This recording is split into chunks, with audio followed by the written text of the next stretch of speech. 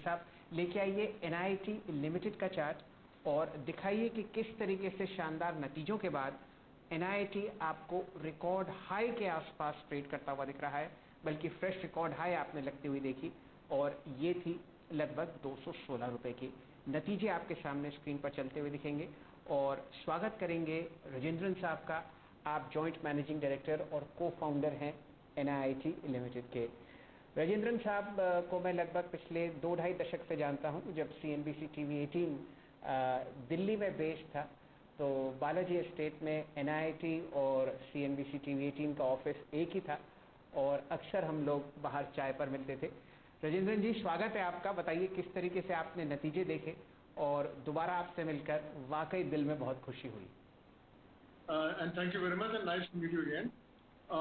मैं बात करते हुए जरा अंग्रेजी भी होगा बीच में, उसमें कोई माफी चाहता हूँ उसके लिए।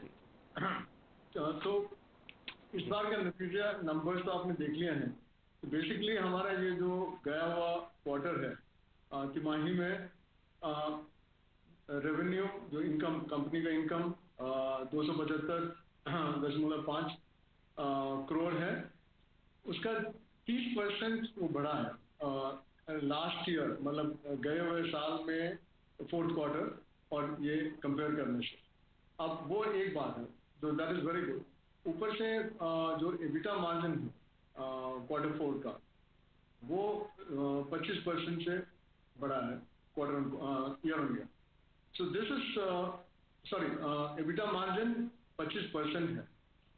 अब कॉर्पोरेट लर्निंग ग्रुप जहां हम सर्विसेज देते हैं कंपनीज को और निगम को, वो कॉर्पोरेट लर्निंग ग्रुप बहुत अच्छा परफॉर्म किया है। और आज NIIT के पूरे कंपनी का टोटल रेवेन्यू देखें, कॉर्पोरेट लर्निंग ग्रुप इस 90% तो उन्हीं का है। अब उसमें 34% ईयर ऑन ईयर ग्रोथ है क्वार्टर 4 के लिए। अब पूरा साल का अगर देखा जाए तो टोटल रेवेन्यू हमारा हुआ है 950 करोड़, 7% लास्ट ईयर से 7% बढ़ा हुआ है। और जो एबिटा है वो 175 करोड़ है, जो 106% लास्ट ईयर से बढ़ा है। और एबिटा मार्जिन जो है वो 18.5% है, जो लास्ट ईयर से 88 बेसिस पॉइंट से बढ़ा हुआ है। तो ओवरऑल परफॉर्मेंस वेरी गुड। और उसके कारण जो बोर्ड मीटिंग में ये भी डिसाइड किया गया कि एक और इस बार फिर हम डिविडेंड देंगे 125%, जो आता है 2.5 रुपये एक शेयर का। हमारा शेयर 2 रुपये का। राजेंद्रन साहब, क्या? हाँ जी जी राजेंद्रन साहब, ये सारा डेटा हमारे पास है। मैं ये जानने की चेष्टा कर रहा था कि FY 22 के लिए क्या आप कोई विजिबिलिटी या गाइडेंस टॉप लाइन पर देना चाहेंगे? बताइए कहाँ से, कौन कौन से सेक्टर से आपको ये ग्रोथ आती हुई दिख रही है। नतीजों के बाद बहुत कम ऐसे काउंटर्स होते हैं जो रिकॉर्ड हाई लेवल्स पर और बढ़ते हुए देखते हैं। आपका स्टॉक 12% ऊपर है। ये बताइए कि आगे आने वाली 2 या 3 क्वार्टर्स में कौन कौन से सेक्टर्स और इंडस्ट्रीज जहां से डिमांड आती हुई दिखती है, और कोई रेवेन्यू प्रॉफिट गाइडेंस अगर आप शेयर करना चाहते हो तो। So in general, specific guidance to normally we don't give, but let us talk about the first part.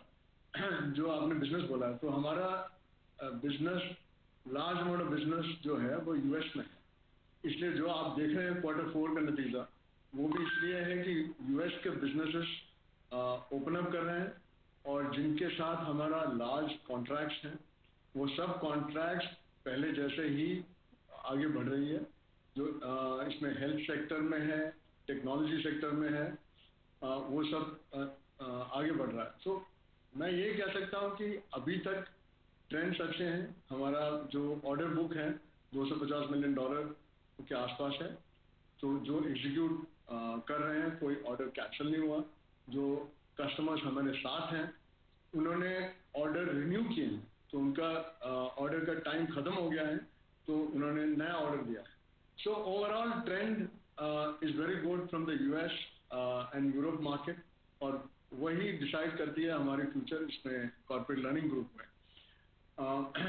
इसलिए हम ये कह सकते हैं कि ये अगर ट्रेंड आगे बढ़ने का चांस तो है in terms of business progressive. अब कोई इसके बारे में बोल नहीं सकता कि कोविड का थर्ड वेव आएगा, यूएस में इफेक्ट होगा नहीं होगा, इसलिए हमको वो डिस्कशन साइड में रखना पड़ेगा, क्योंकि उसके बारे में तो कोई सर्टेनिटी है ही नहीं।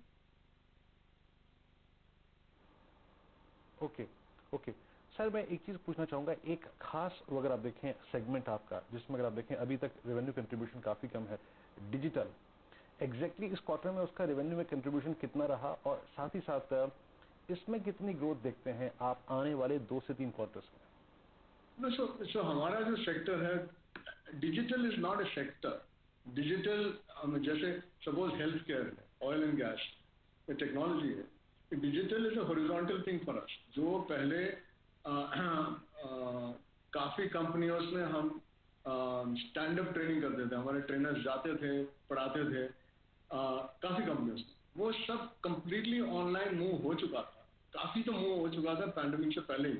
हमारे लिए वो digitisation, digital content, digital delivery and also digital management of the training services for other companies. So digital transformation जो बाकी बचा है, जैसे हमारा जो इंडिया में सेंटर्स के थ्रू हम ट्रेनिंग करते थे, वो उसमें से काफ़ी ज़्यादा डिजिटल में आ चुके हैं, और जो नए कोर्सेज हैं, StackRoute high technology courses जो कंपनीज के लिए है इंडिया में, वो भी अभी डिजिटल में है। इसलिए जो pandemic has come, new orders have come, और हम वो डिलीवर करते जाए। सो हमारे लिए डिजिटल मतलब right from interacting with customers, delivering the product and services, and also creating the capital, which is the IPR of the company. तो वो last 2.5 years, 2.5 साल में वो काफ़ी मूव हुआ आगे की तरफ। So like I said, specifically that is not an agenda. वो agenda is very important, but specifically large companies के large requirements होते हैं training services का। हाँ, हमारा we are following that as far as the US and other countries are concerned. Rajendra साहब, जिस हिसाब से आप गाइडेंस और ग्रोथ पाथ दे रहे हैं, आपका स्टॉक बहुत अच्छी तरीके से फिलहाल स्क्रीन पर ट्रेड करता हुआ अब लगभग 13-13.25% ऊपर फ्रेश रिकॉर्ड हाई टेरिटरी में ये जाता हुआ दिख रहा है। मेरा आपसे आखिरी प्रश्न है कि सेल ऑफ स्कूल्स, जो आपकी काफ़ी समय से कोशिश आप चल रही है उस एसेट्स की, ये बताइए कब तक आप उम्मीद कर रहे हैं कि ये ट्रांजैक्शन कंप्लीट हो जाएगा, और कितना पैसा आप उम्मीद कर रहे हैं कि जो खरीदार है वो NIIT को देता हुआ दिखेगा? Sale of school, frankly speaking, last year March 31 को हमने वो हेल्प फॉर सेल किया था, मगर थैंक्स टू द पैंडेमिक जो हमारे वो प्लान थे, हमारे कुछ विजिबिलिटी था सेल का, तो वो हुआ नहीं। आपको मालूम है क्या हुआ था स्कूल्स एंड कॉलेजेस में लास्ट ईयर।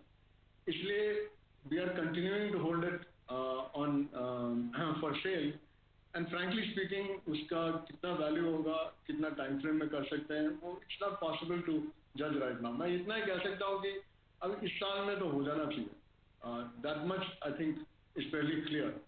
और जो आप स्टॉक प्राइसेस के बारे में कहते हैं, तो frankly speaking stock price is not something which we look at, that's like a scoreboard.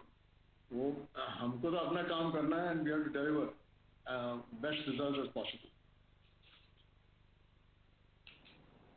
चलिए राजेंद्र साहब, बड़ी खुशी हुई आपसे दोबारा जुड़ने पर टेलीविज़न पर, और आपको बहुत बहुत शुभकामनाएं। बहुत ही शानदार आपके सामने मोमेंटम NIIT पर आता हुआ चार्ट्स पर 20 साल के लॉन्ग टर्म चार्ट्स पर आपने आज एक ब्रेकआउट होता हुआ दिखा है, और ये बहुत ही अहम है जब आपने यहाँ पर तिमाही के नतीजे आते हुए देखे। आपको बहुत बहुत धन्यवाद, आपने अपना कीमती समय निकाला। कुणाल रामरिया साहब हमारे साथ जुड़े हुए हैं, एकदम वो आपको कॉल देंगे NIIT पर। बताइए कुणाल जी, किस हिसाब से आप इस मोमेंटम को ट्रैक करते हैं? रिकॉर्ड हाई पर ये स्टॉक, और वीरेंद्र जी मुझे बता रहे हैं कि 20 साल के ये ट्रैजेक्टरी से बाहर निकलता हुआ। एब्सोल्युटली गुड आफ्टरनून शैल जी। ये काउंटर आप देखिए 210 का जो ब्रेकआउट था, प्रीवियस हाई था, आज उसको क्रॉस करके डिसाइसिवली ऊपर ट्रेड कर रहा है। और ये जैसे इसमें अगर एक्सटेंशन लगाते हैं फिबोनाची एक्सटेंशन, तो इसको पहला जो टारगेट आता है 255 से 260 का आता है, और वो आज जब प्रीवियस हाई क्रॉस हो रहा है तो अब बहुत लाइकली लग रहा है। तो पहला टारगेट इसका बनेगा 260 का, वो लेवल आने पे रिविजिट करेंगे और इसका नया टारगेट बताते जाएंगे। के सामने बढ़िया तरीके से NIIT स्क्रीन पर चलता हुआ दिख रहा है। और वीरेन जी दोबारा JM फाइनेंशियल्स पर नजर डलवा दीजिए। अब आपको दिन का उच्चतम लेवल यहां पर आता हुआ दिखेगा